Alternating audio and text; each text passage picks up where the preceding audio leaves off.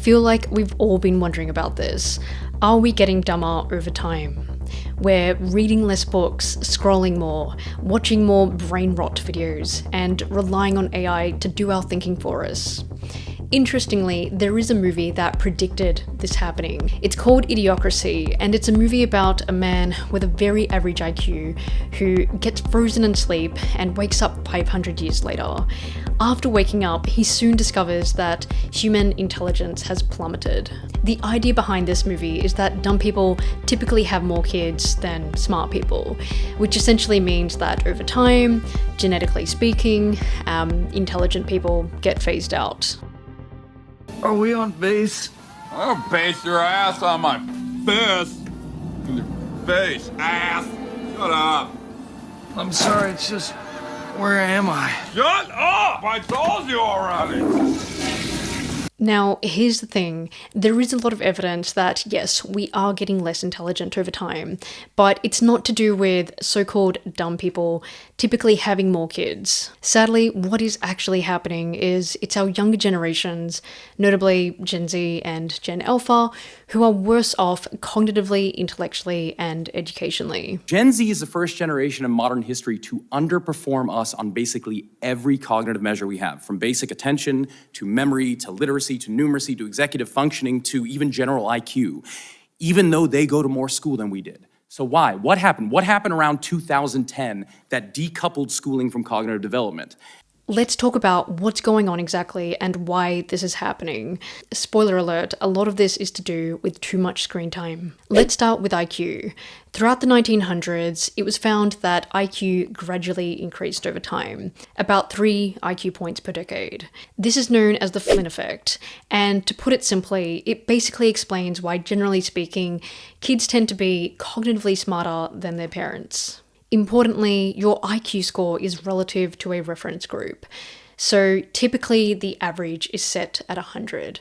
This means that if you do an IQ test and you get a score of 100, that means that your score on the IQ test is considered average or typical of what someone within that cohort would have scored on that test. Now, because IQ scores have gradually been increasing over time, this means that every now and then the IQ test has to be renormed so that the average can be reset to 100. Let's think of this using an example. Imagine a man in his 30s in the 1970s taking an IQ test and scoring 100. Now, imagine that I take the exact same 1970s test today. Even if my score is also 100 by modern standards, I would likely score well above average on the older test. That's because I grew up in a more cognitively enriched environment. Better nutrition, cleaner air, and greater access to education, all of which help shape cognitive development.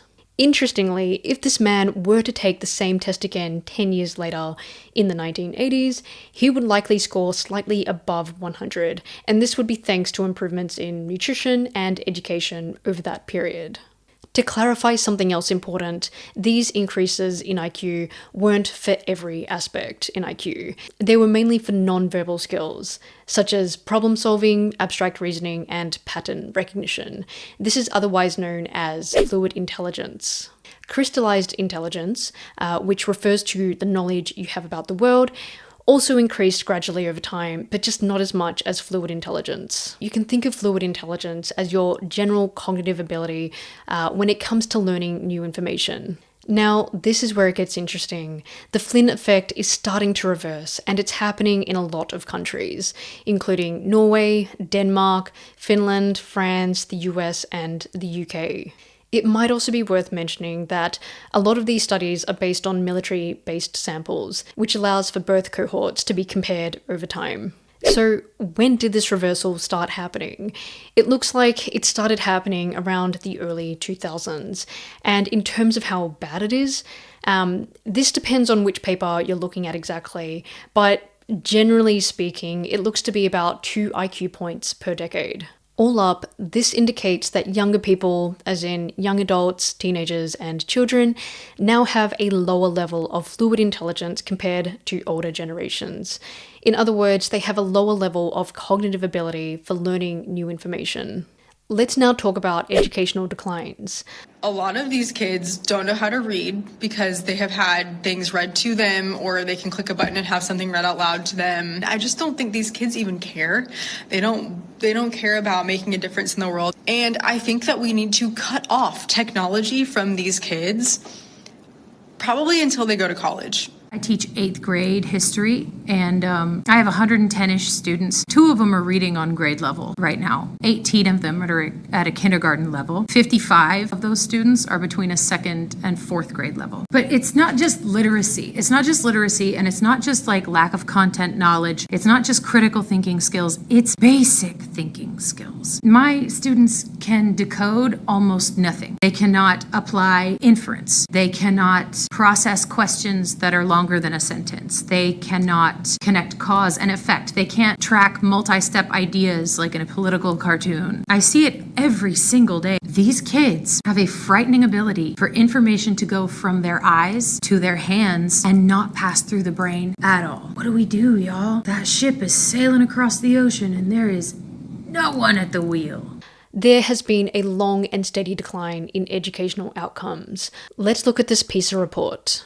PISA looks at how 15-year-olds from all around the world are performing in maths, reading, and science. We can see here that since 2003, 15-year-olds have been getting gradually worse in all three. If you look at NAEP, as in the US Nations Report Card, we can look at reading and math scores for both 9-year-olds and 13-year-olds. They all show the same thing.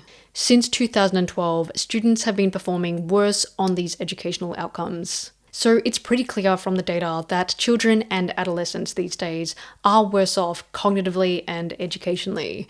Now, let's look at why. It's kids these days getting too much screen time. What's wrong? I want an iPad. I really want an iPad. What's my iPad? What? What's my iPad? What's gonna happen? I did. What's gonna happen? I did. Under no circumstances should you ever give your child an iPad. People have been sharing videos of their children literally having meltdowns after taking the iPad away from them. I mean, this one is literally picking up a chair to throw it, and then most of them just begin to scream as loud as possible until you can't take it anymore. The problem is, because these children get exposed to the iPad at such a young age, they become super dependent on it and need it pretty much anywhere that they go. Even if you're out at dinner at a nice restaurant, the child cannot enjoy themselves because they're constantly used to having the screen in their face. Our flames are catching on fire. Fuck it, mask on. Mask on. Fuck it, mask on. And if you do brain scans on kids at 3 or 4 years of age who spend too much time on screens, it damages their brains. You can see the brain damage on the brain scans. It's worth mentioning that not all screen time is bad. There's obviously a difference between a kid who is allowed to watch 1 episode of Bluey per night compared to a kid who is simply given an iPad and he is allowed to go to his room, lock himself up in there, and in his room he's free to watch whatever he wants for as long as he wants. In other words, it's the kind of screen time that is unlimited and unsupervised. Now, in terms of unhealthy screen time, let's take a closer look at that. What makes it so bad to a child's development exactly? So first of all, unhealthy screen time is highly addictive. The more addicted the child gets, the less interested they are in healthy, constructive activities, such as playing outside, reading a book, or socializing with family or friends. These are things that are really important for a child's development. So the less the child does these things, the greater the risk of the child being developmentally delayed. Second, language development. Watching TV or videos is just passive viewing. It's a really bad way for a child to develop their language skills. If you don't believe me, I challenge you to try learning a whole new language by only watching TV. L'année dernière, tu as dit que tu devais rester à la maison et laisser les taches de rousseur guérir. Et l'année précédente, j'ai dit à tout le monde que je gardais des éléphants au pôle Nord. Mais pourquoi? Parce que... What you'll soon find is that it is actually really hard and there's not really that much you get out of it. The reason is because To learn a language, you really need to get that back and forth conversation, especially because the other person can constantly give you that feedback on where you're going wrong, and they can help you finish sentences or figure out words. So, not surprisingly, it's pretty clear from the research that excessive screen time has been associated with a higher risk of language delays. Yes, there are apps designed to help kids with their language skills, so with talking and reading, but generally speaking, the research indicates that these apps aren't particularly effective. Third, brain rot content. A lot of kids these days are spending a lot of their time watching what's referred to as brain rot videos. These are videos that offer no intellectual or cognitive stimulation, and they barely even have a storyline. Interestingly, I mentioned the movie Idiocracy before. This movie predicted that this would happen. Finally, attention span. This is such an important one that I'm actually going to talk about it in more detail. How can you tell if you have a good attention span? A good attention span isn't simply about paying attention to something for a long time.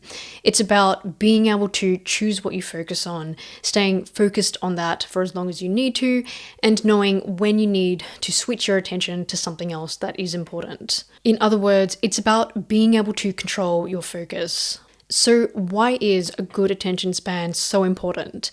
It's because focusing on something is the first step in learning about anything. You can't learn what you don't attend to. If your attention is fragmented, then information doesn't get fully processed, which means that your learning is shallow and incomplete. What do you think? Do you agree that we are getting dumber over time? What are your thoughts on why? Be sure to leave your thoughts in the comments section below. Thanks for watching, and please remember to subscribe.